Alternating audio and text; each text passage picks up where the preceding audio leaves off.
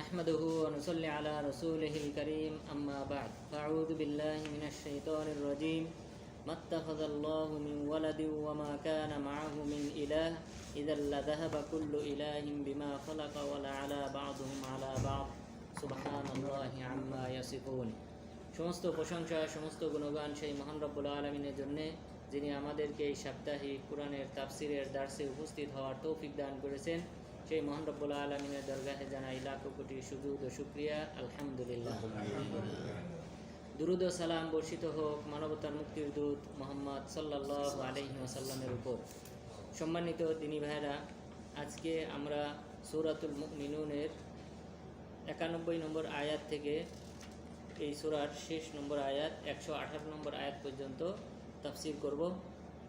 তো আজকের মূল আলোচ্য বিষয়, মহান রব্বুল আলামিন প্রথমত নিজের পরিচয় সম্পর্কে উল্লেখ করেছেন যে তিনি একক, তার সাথে কোনো শরিক নেই, এবং সেই সাথে মহান রব্বুল আলামিন বেশ কিছু উপদেশ দিয়েছেন যারা দায়ী বা নবী তারা কিভাবে মানুষের সাথে আচরণ করবে, কিভাবে মানুষ তাদের প্রতি দুর্ব্যবহার করলে কিভাবে সেটা প্রতিহত করবে, এবং সেই সাথে বিশেষভাবে আমাদেরকে পরকালীন মুক্তির জন্যে কি করতে হবে সেই বিষয়ে নসিহত করা হয়েছে। পরকালীন বিষয়ে, বারজাখী জীবনে, কিয়ামতের বিষয়ে, এবং এখানে আল্লাহ তাআলা যে পৃথিবীতে আমাদেরকে মাত্র একবার পাঠিয়েছে, পুনরায় এসে নতুন করে আমল করার কোনো সুযোগ থাকবে না। এই পরকালীন বিষয়ে আল্লাহ তাআলা বেশিরভাগ উপদেশগুলি এই শেষ আয়াতগুলিতে পেশ করেছেন।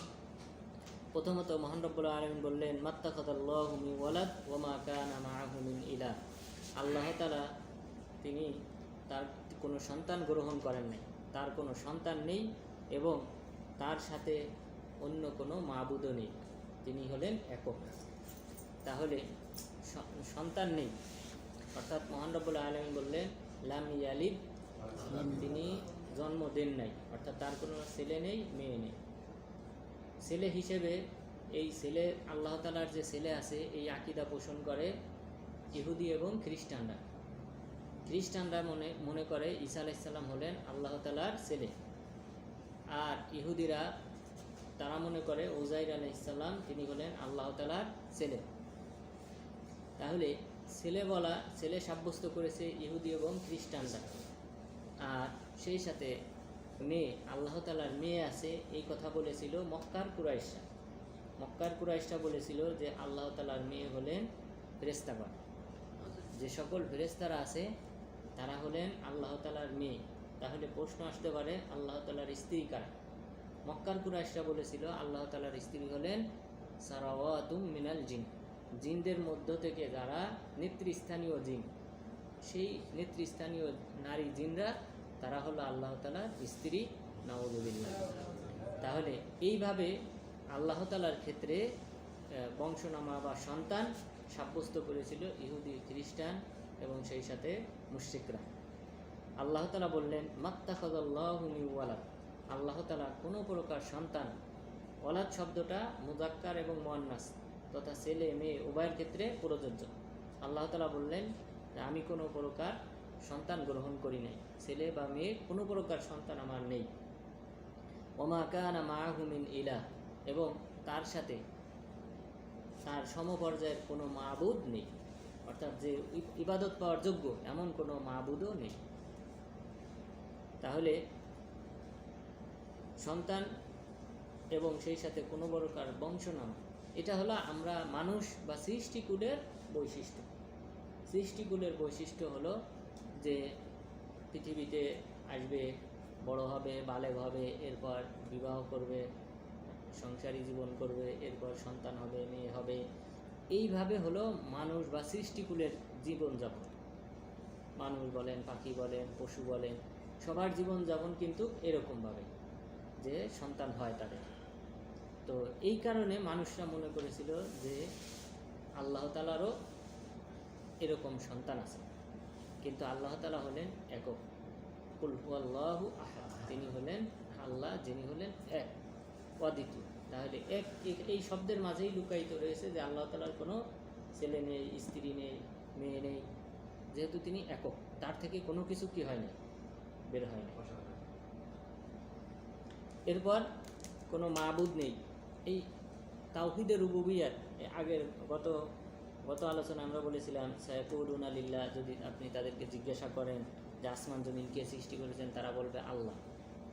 এই যে স্বীকৃতি, এটাকে তাওহীদে রুবুবিয়্যাত বলে, যে আল্লাহকে রব হিসেবে, সৃষ্টিকর্তা হিসেবে, রিজিকদাতা হিসেবে মেনে নাও, এটাকে রুবুবিয়্যাত বলে। এই প্রকার তাওহীদ মুক্তি পাওয়ার জন্যে যথেষ্ট নয়। মুক্তি পেতে হলে অবশ্যই তাওহীদে উলুহিয়া তথা ইবাদতটা একমাত্র আল্লাহ তাআলার জন্য করতে হবে। তো এখানে আল্লাহ তাআলা নাফি করলেন ওয়ামা কানা মাআহু মিন ইলাহ, আল্লাহ তাআলার সাথে তার সমপর্যায়ে বা তার মতো অনুরূপ ইবাদত পাওয়ার যোগ্য অন্য কোনো ব্যক্তি নেই, অন্য কোনো মাখলুক আল্লাহ তাআলার মতো অনুরূপ ইবাদত পাওয়ার মতো যোগ্য না। তাহলে অর্থাৎ লা ইলাহা, কোনো মাবুদ নেই, মাবুদ মানে যে ইবাদত পাওয়ার যোগ্য। ঠিক একই কথা এখানে আল্লাহ তাআলা বললেন ইদাল লাযাহাবা কুল্লু ইলাহিন বিমা খালাকা, যদি আল্লাহ তাআলার মতো আল্লাহ তাআলার সমপর্যায়ের যদি অনুরূপ কোনো মাবুদ থাকতো, তাহলে কি হইতো, কি সমস্যা হইতো? লাযাহাবা কুল্লু ইলাহিন বিমা খালাক, তাহলে প্রত্যেকেই তার নিজ নিজ রাজ্য নিয়ে, যে অংশ যে সৃষ্টি করেছিল সেই অংশ নিয়ে তারা আলাদা হয়ে যেত। ওয়ালা আলা বা'দুহুম আলা বা'দ, তাহলে একজন আরেকজনের উপর বিজিত হতো, একজন আরেকজনের উপর আক্রমণ করে কেউ বিজয় লাভ করতো, কেউ পরাজিত হতো। যেমন দুনিয়াতে হয়, দুনিয়াতে এক এক অঞ্চলে এক একজন এক বাদশা চেষ্টা করে পাশের রাজ্য দখল করার, যেটা হইতেছে আপনারা দেখতেছেন।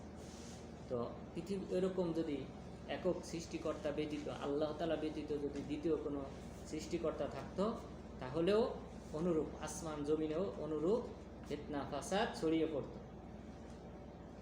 যদি দ্বিতীয় ইলাহ থাকতো, তাহলে বলতো যে এই সূর্য যে আলো পৃথিবীতে আসে অন্যান্য গ্রহে যায়, এটা আমি যেতে দেব না, অন্যান্য গ্রহে আলো যাবে না। তাহলে অটোমেটিকভাবে পৃথিবীতে ফিতনা ফাসাদ সৃষ্টি হতো, পৃথিবী আলোহীন হয়ে পড়তো, পৃথিবী বরফে ছায়ায় অর্থাৎ বরফে ঢাকা পড়ে যেত, এখানে কোনো প্রাণের অস্তিত্ব থাকা সম্ভব ছিল না। কিন্তু পৃথিবী আল্লাহ তাআলা যখন থেকে সৃষ্টি করেছেন তখন থেকে একই নিয়মে পৃথিবী চলতেছে। এটাই প্রমাণ করে যে এখানে একমাত্র একজন সৃষ্টিকর্তাই আছে। একাধিক সৃষ্টিকর্তা যদি থাকতো, তাহলে এই একই নিয়মে পৃথিবী চলত না, একজন আরেকজনের উপর কর্তৃত্ব করত। তো এরকম যেহেতু বিশৃঙ্খলা নেই মহাকাশে, পৃথিবীতে, সুতরাং এখান থেকেই বলা যায় যে আল্লাহ তাআলাই হলেন একক অদ্বিতীয় এবং তার সমপর্যায়ের কোনো প্রকার মাবুদ বা ইলাহ নেই। সুবহানাল্লাহি আম্মা ইয়াসিফুন, আল্লাহ তাআলা হলেন পুত পবিত্র, তারা যে সকল বর্ণনা দেয়, যে সকল সিফাত নিসবত করে আল্লাহ তাআলার ক্ষেত্রে, এগুলি থেকে আল্লাহ তাআলা হলেন পুত পবিত্র। আলিমুল গায়বি ওয়াশ শাহাদাতি ফাতাআলা আম্মা ইউশরিকুন, আলিমুল গায়ব, তিনি গায়ব সম্পর্কে অবহিত, ওয়াশ শাহাদা, এবং প্রকাশ্য বিষয় সম্পর্কে আল্লাহ তাআলা হলেন অবগত। ফাতাআলা আম্মা ইউশরিকুন, আল্লাহ তাআলা হলেন মুক্ত, তারা যে সকল শিরিক করে সেই শিরিক থেকে আল্লাহ তাআলা হলেন মুক্ত পবিত্র। অর্থাৎ এখানে আল্লাহ তাআলা খ্রিস্টানদেরকে এবং সেই সাথে মক্কার মুশরিকদেরকে সম্বোধন করেছেন। খ্রিস্টান এবং মক্কার মুশরিক উভয় শ্রেণীর লোকদেরকেই আল্লাহ তাআলা এই আয়াতগুলিতে সম্বোধন করেছেন। এরপর মহান রব্বুল আলামিন বললেন কুর রব্বি ইম্মা তুরিয়ান্নি মা ইউআদুন, রাসূল সাল্লাল্লাহু আলাইহি ওয়াসাল্লামকে আল্লাহ তাআলা শিক্ষা দিলেন যে আপনি বলেন রব্বি ইম্মা তুরিয়ান্নি মা ইউআদুন, হে আল্লাহ তুমি আমাকে দেখাও, তুমি তাদেরকে যে প্রতিশ্রুতি দিয়েছো শাস্তি, অর্থাৎ উদ্দেশ্য হলো শাস্তি, এই কাফেরদেরকে, অবিশ্বাসীদেরকে ধ্বংস করার ব্যাপারে আপনি যে প্রতিশ্রুতি দিয়েছেন সেই প্রতিশ্রুতিটা আমাকে দেখান। রব্বি ফালা তাজআলনি ফিল কওমিজ যালিমিন, তবে হে আমার রব তুমি আমাকে এই জালিম শিরিককারী কওমদের অন্তর্ভুক্ত করবেন। অর্থাৎ যদি শাস্তি আসে, আসমান থেকে শাস্তি আসে, তাহলে আমিও যেন এই শাস্তির অন্তর্ভুক্ত না হই, আমাকে মুক্তি দান করবেন। ওয়া ইন্না আলা আন নুরিয়াকা মা নাইদুহুম লাকাদিরুন। এখন আল্লাহ তাআলা প্রত্যুত্তরে বলতেছেন ওয়া ইন্না আলা আন নুরিয়াক, অবশ্যই অবশ্যই আমি দেখাতে সক্ষম, মা নাইদুহুম, আমি তাদেরকে যে প্রতিশ্রুতি দিয়েছি শাস্তির, সেই শাস্তি আমি দিতে সক্ষম, কিন্তু আমি দেব না। আল্লাহ তাআলা দুইটা নিরাপত্তা দিয়েছেন। আমরা আগেও বলেছিলাম যে এই উম্মতে মুহাম্মাদীকে ধ্বংস করা হবে না, এর দুইটা নিরাপত্তা। প্রথম নিরাপত্তা কি?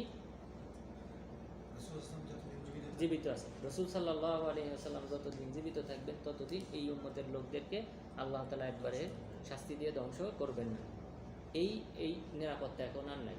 রাসূল সাল্লাল্লাহু আলাইহি ওয়াসাল্লাম মারা গেছেন, এই নিরাপত্তা উঠে গেছে। দ্বিতীয় নিরাপত্তাটা কি আছে?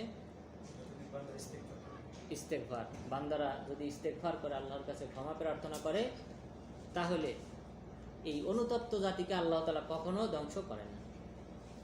কারণ আল্লাহ তাআলার বৈশিষ্ট্যই হলো এটা, যে পাপ করার পর বান্দা যদি আল্লাহ তাআলার কাছে ক্ষমা চায়, আল্লাহ তাআলা ক্ষমা করে দেন। আল্লাহ তাআলার তিনটা নাম ক্ষমার সাথে সম্পৃক্ত: আল আফু, আল গফুর এবং আল গফফার। গফুরের সাথে কয়েকটা গফুর, আফু, আল গফফার। তো এই অর্থগুলা, এই নামের অর্থই হলো ক্ষমাকারী। আল্লাহ তাআলা ক্ষমা করেন। তো আল্লাহ তাআলা এখানে বললেন যে আমি শাস্তি দিতে সক্ষম, তবে আমি শাস্তি দেব না যেহেতু যতদিন আপনি জীবিত আছেন। এবং ইস্তেগফার করলে আল্লাহ তাআলা ক্ষমা করেন, যেমনটা ইউনূস আলাইহিস সালামের কওমকে ক্ষমা করেছিলেন। শাস্তি আসার পরও আসমান যখন এই মেঘমালার মতো হয়ে, কালো মেঘমালার মতো হয়ে শাস্তি যখন ঘিরে ফেলেছিল তাদেরকে, তখন তারা তওবা করেছিল, আল্লাহ তাআলা তাদের তওবা কবুল করেছিলেন, তাদেরকে ক্ষমা করেছিলেন। সুতরাং ইস্তেগফার এটা হলো মুমিনের অন্যতম একটা বৈশিষ্ট্য। কুল্লু বানি আদম খাত্তা ওয়া খায়রুল খাত্তাইন আত-তাওয়াব। প্রতিটি আদম আলাইহিস সালামের প্রতিটি সন্তান পাপী, তবে এই পাপীদের মধ্যে উত্তম হলো যারা তওবা করে, আল্লাহ তাআলার কাছে ক্ষমা প্রার্থনা করে। এরপর মক্কার কুরাইশদের মধ্যে কয়েকজন, আপনারা জানেন হাতেম তাই আমাদের মাঝে প্রসিদ্ধ, বাংলাদেশের ইতিহাসে প্রসিদ্ধ দানবীর হিসেবে। এই হাতেম তাইয়ের ছেলে আদি রাদিয়াল্লাহু আনহু, তিনি ইসলাম গ্রহণ করেছেন। ইসলাম গ্রহণ করার পর তিনি জিজ্ঞাসা করলেন যে হে আল্লাহ রাসূল, আমার পিতা তো দানবীর হিসেবে প্রসিদ্ধ ছিল, তো তার এই দান করা, মানুষের দাসকে আজাদ করা এবং মানুষকে বিভিন্ন সময় খাবার খাওয়ানোটা, এটা কি পরকালে তার কোনো উপকারে আসবে? তখন রাসূল সাল্লাল্লাহু আলাইহি ওয়াসাল্লাম বললেন, কোনো উপকারে আসবে না, কারণ সে কোনো দিন বলে নাই রব্বিগফিরলি খতিয়াতি ইয়াউমাদ্দিন, হে আল্লাহ তুমি আমার পাপসমূহকে পরকালে ক্ষমা করে দিও, এই কথা কখনোই সে বলে নাই। তাহলে দেখেন, ক্ষমা প্রার্থনা এটা হলো মুমিনের অন্যতম একটা বৈশিষ্ট্য। তাহলে আমাদেরকে ক্ষমা প্রার্থনা করতে হবে, এটা হলো অন্যতম নিরাপত্তা যেটা এখন রয়ে গেছে। আল্লাহ তাআলা এখানে বললেন যে আমি বান্দাদেরকে শাস্তি দিতে সক্ষম, তবে তিনি দেবেন না যেহেতু নবী সাল্লাল্লাহু আলাইহি ওয়াসাল্লাম জীবিত আছেন। এরপর আল্লাহ তাআলা বললেন, রাসূল সাল্লাল্লাহু আলাইহি ওয়াসাল্লামকে শিক্ষা দিলেন, ইদফা বিল্লাতি হিয়া আহসানুস সাইয়্যিআ, আপনি অন্যায়টাকে প্রতিহত করুন উত্তম পন্থায়। নাহনু আ'লামু বিমা ইয়াসিফুন, আমি জানি তারা যে বর্ণনা দেয় আল্লাহ তাআলা সম্পর্কে, এই সম্পর্কে আমি অবহিত আছি। আপনি ধৈর্য ধারণ করবেন এবং অন্যায়টাকে প্রতিহত করবেন উত্তম পন্থায়। অর্থাৎ অন্যায়কে, কেউ আপনাকে গালি দিল, আপনিও গালি দিলেন, এটা ইসলামের নিয়ম। ইসলামের নিয়ম হলো কেউ গালি দিলে আপনি ধৈর্য ধারণ করবেন, বিনিময়ে আপনার আমলনামায় সওয়াব লেখা হবে, আর এটাকে প্রতিহত করবেন উত্তম পন্থায়, দলিল প্রমাণের মাধ্যমে আপনি প্রতিহত করবেন। এরপর মহান রব্বুল আলামিন বললেন, ওয়াকুর রব্বি আউযু বিকা মিন হামাযাতিশ শায়াতিন, হে নবী আপনি বলুন যে আমি আশ্রয় চাই শয়তানদের প্ররোচনা থেকে। শয়তানরা মানুষের অন্তরে প্ররোচনা দেয়। রাসূল সাল্লাল্লাহু আলাইহি ওয়াসাল্লামকে দুইবার শাক্কে সদর তথা বক্ষ বিদীর্ণ করে যে অংশে শয়তান মানুষকে ওয়াসওয়াসা দেয় সেই অংশটাকে জমজমের পানি দিয়ে ধৌত করে পরিষ্কার করা হয়েছিল, যেন শয়তানের ওয়াসওয়াসা কোনো প্রকার প্রভাব ফেলতে না পারে। একটা হলো যখন তার বয়স 4 বছর ছিল তখন, আরেকটা হলো মেরাজের রাত্রে। এই দুইবার রাসূল সাল্লাল্লাহু আলাইহি ওয়াসাল্লামের অন্তরটাকে পরিষ্কার করা হয়েছিল যেন শয়তানের প্ররোচনা কোনো প্রভাব না ফেলতে পারে। আল্লাহ তাআলা আমাদেরকে এই দোয়া শিক্ষা দিলেন, রব্বি আউযু বিকা মিন হামাযাতিশ শায়াতিন। হে আমাদের রব, আপনি আমাদের এই শয়তানের কুমন্ত্রণা প্ররোচনা থেকে আমাদেরকে রক্ষা করুন। অকুর রব্বি আইয়াহজুরুন, এবং আপনি বলবেন ওয়া আউযু বিকা রব্বি আইয়াহজুরুন, আমি আশ্রয় চাই আমার রবের কাছে, আইয়াহজুরুন, যেন শয়তানরা আমার কাছে উপস্থিত হতে না পারে। এই দোয়াটা সবাই মুখস্থ করবেন, রব্বি আউযু বিকা মিন হামাযাতিশ শায়াতিন ওয়া আউযু বিকা রব্বি আইয়াহজুরুন। এটা একটা মহান দোয়া। শয়তানের ওয়াসওয়াসা থেকে, কুমন্ত্রণা থেকে মুক্তি পাওয়ার জন্য এটা হলো অন্যতম একটা দোয়া। এটা হলো 97 এবং 98 নম্বর আয়াত, সূরা মুমিনুনের 97 এবং 98 নম্বর আয়াত। আপনারা জানেন শয়তান মানুষের উপর ভর করে, মানুষের শরীরে প্রবেশ করে, মানুষের ব্রেনকে কি করে। অনেক মানুষ আছে পাগল হয়ে যায় এই জিনের মাধ্যমে, জিনের প্রভাবের মাধ্যমে। জিন ওই ব্যক্তির মধ্যে প্রবেশ করে তার ব্রেনকে কি করে, অকেজো করে দেয়। তো এই সব ঘটনা যেন না ঘটে এই জন্য এই দোয়া পাঠ করতে হবে, রব্বি আউযু বিকা মিন হামাযাতিশ শায়াতিন ওয়া আউযু বিকা রব্বি আইয়াহজুরুন। শয়তান মানুষের মধ্যে 3 অবস্থায় প্রবেশ করে। শয়তান যে আসলে প্রবেশ করতে পারে, এর অন্যতম আসর করতে পারে, এর অন্যতম আয়াত হলো মহান রব্বুল আলামিন বললেন যে ইন্নাল্লাযীনা ইয়াকুলুনার রিবা লা ইয়াকুমুনা ইল্লা কামা ইয়াকুমুল্লাযী ইয়াতাখাব্বাতুহুশ শাইতানু মিনাল মাস। যে যারা সুদ খায় তারা কিয়ামত দিবসে উঠবে ওরকম মাতাল হয়ে, যেরকম মাতাল হয় মানুষ যখন তার উপর শয়তান ভর করে। সুতরাং এটা হলো দলিল যে শয়তান মানুষের মধ্যে ভর করতে পারে, প্রবেশ করতে পারে এবং মানুষের ব্রেনকে অকেজো করতে পারে, মাতাল করে দিতে পারে। কারণ সুদখোররা পরকালে এরকম মাতাল পাগলের মতো হয়ে ওঠে। যেমন শয়তান কারো উপর ভর করলে, আসর করলে সে যেমন পাগলের মতো আচরণ করে অনুরূপ হয়। এটা হলো দলিল, আসর করতে পারে। 3 অবস্থায় মানুষের শরীরের ভিতরে প্রবেশ করতে পারে। তার মধ্যে প্রথমটা হলো যে আত-তাসাউফ, মানুষ যখন হাই যখন তোলে তখন শয়তান মানুষের মধ্যে প্রবেশ করতে পারে। এই কারণে রাসূল সাল্লাল্লাহু আলাইহি ওয়াসাল্লাম বলেছেন আত-তাসাউফু মিনাশ শাইতান, যে হাই তোলাটা এটা হলো শয়তানের পক্ষ থেকে। তোমাদের মধ্যে যে সক্ষম সেজন্য এই হাইটাকে প্রতিহত করে, যে কোনো মূল্যে হোক আপনি মুখটা যেন ফাঁক না হয়, যেভাবে হোক আপনি চাপিয়ে কী করবেন, হাই তোলাটা বন্ধ করবে বা হাত দেবে। কিন্তু এমনি লা হাওলা ওয়ালা কুওয়াতা ইল্লা বিল্লাহ এটা পড়ার দলিল নেই এই সময়ে। ঠিক আছে, এখানে যদি আপনি বলতে পারেন শয়তান থেকে পানা চাওয়ার জন্য যে আম দোয়া আছে সেই দোয়াগুলো বলতে পারেন, কিন্তু লা হাওলা ওয়ালা কুওয়াতা ইল্লা বিল্লাহ বলার দলিল নেই। এটা আমাদের মাঝে প্রসিদ্ধ। তো তাহলে শয়তান এই হাই তোলার সময় কি হয়, মানুষের মধ্যে প্রবেশ করে। এরপর দ্বিতীয় সময় হলো মানুষ যখন অতিরিক্ত রাগান্বিত হয়।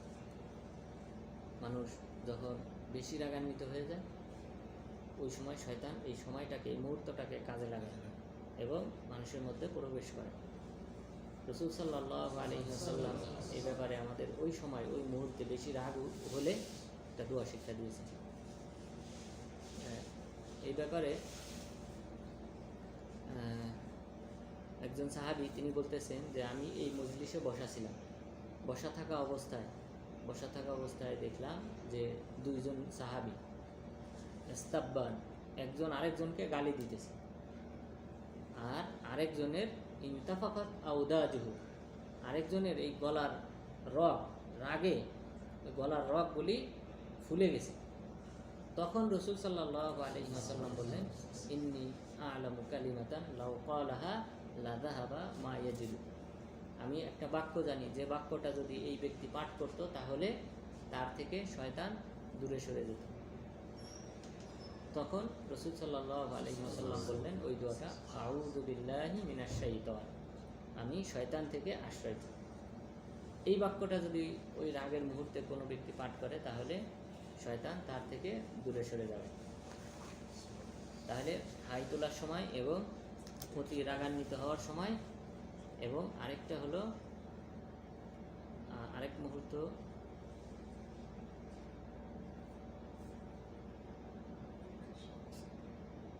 কারো জানা আছে এটা আরেকটা? না, ঝগড়া ওইটা রাগের।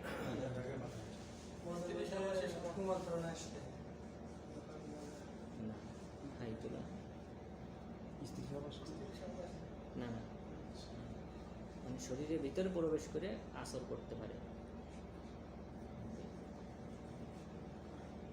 আচ্ছা, মনে পড়লো, ইনশাল্লাহ জানবো। তাহলে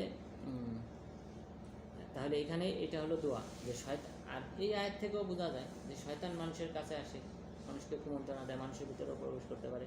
তাছাড়া অন্য হাদিসে উল্লেখ হয়েছে যে মানুষের রক্তের অন্ধ্রে অন্ধ্রে কী করে শয়তান প্রবেশ করে। এবং আদম আলাইহিস সালামকে যখন সৃষ্টি করে আল্লাহ তাআলা রূহ ফুঁকে দেন নাই, রূহ ফুঁকে না দিয়ে শুধু বডিটা তৈরি করে যখন রাখলেন, তখন শয়তান কী করল, নাক দিয়ে ভিতরে প্রবেশ করলো, শরীরের সব জায়গায় প্রবেশ করলো, যাতায়াত করলো, এবং বলল যে সে নিজেকে কন্ট্রোল করতে পারবে না এই মানুষটা। তাহলে এখান থেকে বোঝা যায় যে শয়তান কী করতে পারে, মানুষের মধ্যে প্রবেশ করতে পারে। তাহলে এই দোয়াটা পাঠ করতে হবে, বিশেষ করে যাদের অলরেডি অনেকের মধ্যে এই জিনের প্রভাব আছে, যে জিন তাদেরকে নিয়মিত আসর করে, তাদের শরীরে আসে, বের হয় আবার, তারা অবশ্যই এই দোয়া পাঠ করবে। এরপর মহান রব্বুল আলামিন বললেন পরকালীন বিষয়ে উপদেশ। এটা হলো সবচেয়ে গুরুত্বপূর্ণ, আমাদের জীবনের যত উপদেশ হোক, নসিহত হোক, সবচেয়ে গুরুত্বপূর্ণ উপদেশ নসিহত হলো যেগুলি আল্লাহ তাআলা এখন উল্লেখ করবেন। হাত্তা ইযা জাআ আহাদাহুমুল মাউত ক্বালা রাব্বিরজিউন, যখন তাদের কারোর নিকট মৃত্যু সমাগত হয়, মৃত্যু এসে যায়, মালাকুল মাউত এসে যান এবং জান কবজকারী অন্যান্য ফেরেশতারা এসে যান, তখন ক্বালা রাব্বিরজিউন, তখন সে বলে, হে আল্লাহ, তুমি আমাকে পুনরায় পৃথিবীতে পাঠাও, দ্বিতীয়বার আরেকবার সুযোগ দাও। এখানে দেখেন আগের আয়াতগুলিতে আল্লাহ তাআলা শয়তানের কথা উল্লেখ করলেন, যে শয়তান যেন আমার কাছে উপস্থিত হতে না পারে। এরপরে মৃত্যুর কথা উল্লেখ করলেন, হাত্তা ইযা জাআ আহাদাহুমুল মাউত। কারণ হলো এই মৃত্যুর মুহূর্তটা হলো শয়তানের সর্বশেষ সুযোগ। এই সময় মানুষকে বেশি মানুষের কাছে বেশি ভয়ভীতি দেখাতে শুরু করে এবং গুমরাহ করার ওই মুহূর্তে সবচেয়ে বেশি প্রচেষ্টা করে শয়তান, মৃত্যুর আগে। কারণ এটা হলো তার লাস্ট সুযোগ। এর মাঝে যদি সে গুমরাহ করতে পারে তাহলে তাকে নিজের সদস্য বানাতে পারবে, আর যদি এই সময়ে যদি তাকে গুমরাহ করতে না পারে, সে যদি লা ইলাহা ইল্লাল্লাহ এই বাক্যের উপর মারা যায়, তাহলে সে জান্নাত। সুতরাং এই কারণে এই মৃত্যুর সময়ে শয়তান বেশি মানুষকে প্ররোচিত করে। এই কারণে আল্লাহ তাআলা শয়তান থেকে পানা চাওয়ার পরপরই উল্লেখ করলেন মৃত্যুর কথা। এবং রাসূল সাল্লাল্লাহু আলাইহি ওয়াসাল্লাম এই কারণে এই দোয়াটা পাঠ করতেন, আল্লাহুম্মা ইন্নী আউযু বিকা আইয়াতাখাব্বাতানিশ শাইতানু ইনদাল মাউত। হে আল্লাহ, আমি তোমার কাছে আশ্রয় চাই যে শয়তান যেন আমার উপর কোনো প্রভাব ফেলতে না পারে মৃত্যুর সময়।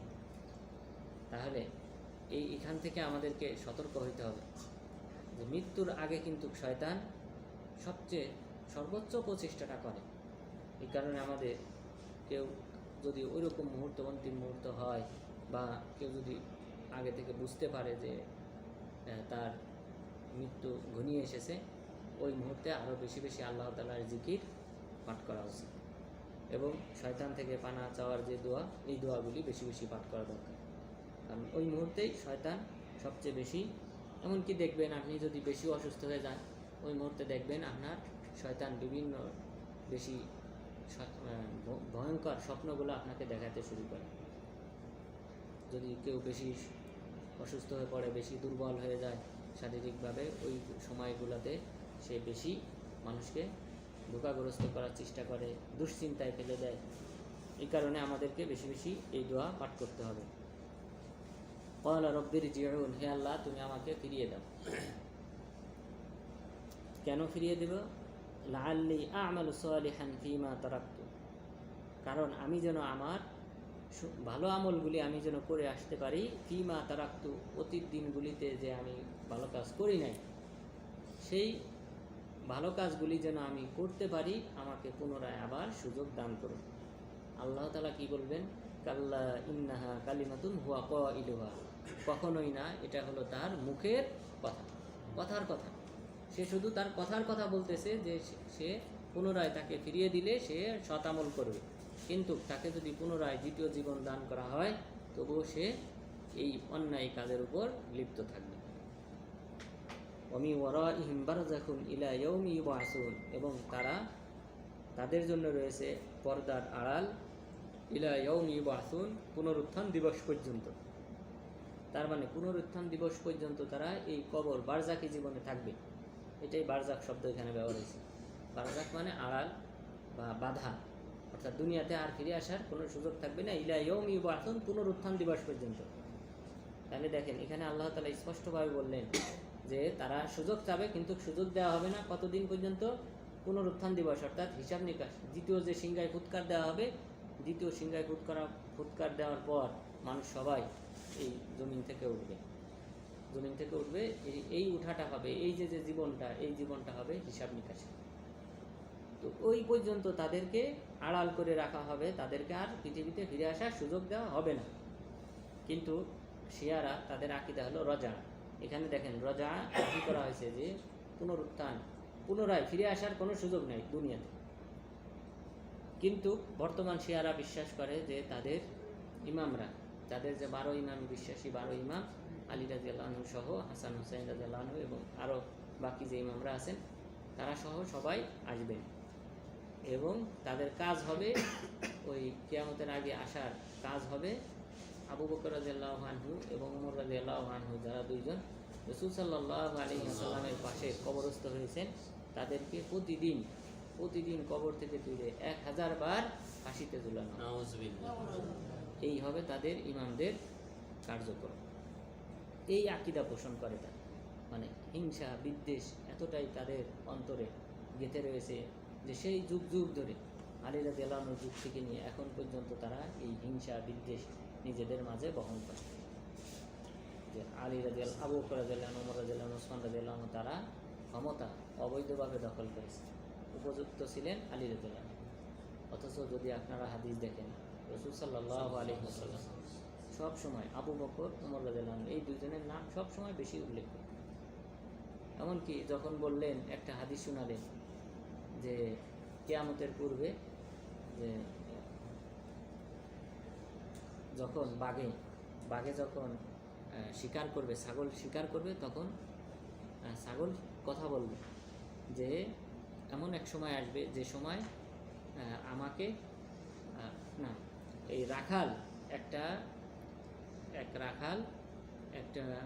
বাঘের মুখ থেকে একটা ছাগল ছিনিয়ে নিল, ছিনিয়ে নেওয়ার পর বাঘ কথা বলল যে সেই দিন তুমি কিভাবে প্রতিহত করবে, যেদিন আমার মাঝে আর এই ছাগলের মাঝে কোনো প্রকার বাধা থাকবে না।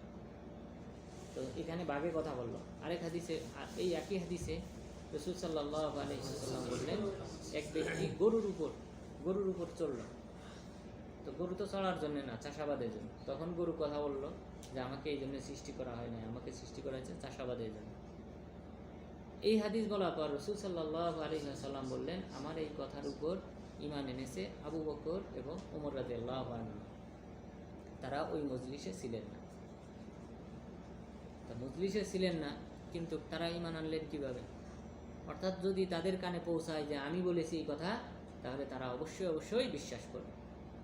তাহলে এই দুইজন সাহাবীর ব্যাপারে রাসূল সাল্লাল্লাহু আলাইহি ওয়াসাল্লাম অসংখ্য হাদিসে এই দুইজনের নাম বারবার উল্লেখ করেছে, এবং জান্নাতি সাহাবীদের যে নামের তালিকা 10 জনকে একসাথে একই হাদিসে বলা হয়েছে, সেখানে প্রথমে এই 3 জন সাহাবী আবু বকর, ওমর এবং ওসমান রাদিয়াল্লাহু আনহুম, তাদের নাম আগে বলা হয়েছে, তারপর চতুর্থ নম্বরে আলী রাদিয়াল্লাহু আনহু বলা হয়েছে। সুতরাং এটাই বোঝা যায়, এটাই হলো শ্রেষ্ঠত্বের প্রমাণ, সিরিয়াল, যে তাদের সিরিয়ালটা হবে এইভাবে, এবং সেটাই হয়েছে। রাসূল সাল্লাল্লাহু আলাইহি ওয়াসাল্লাম খলিফা নিযুক্ত করে যান, কিন্তু সাহাবাগণ যাদেরকে চয়ন করেছিলেন তারা এই চারজন, এই শ্রেষ্ঠ চারজনকেই শ্রেষ্ঠত্বের মর্যাদা অনুযায়ী কিন্তু চারজনকে নির্ধারণ করা হয়েছে।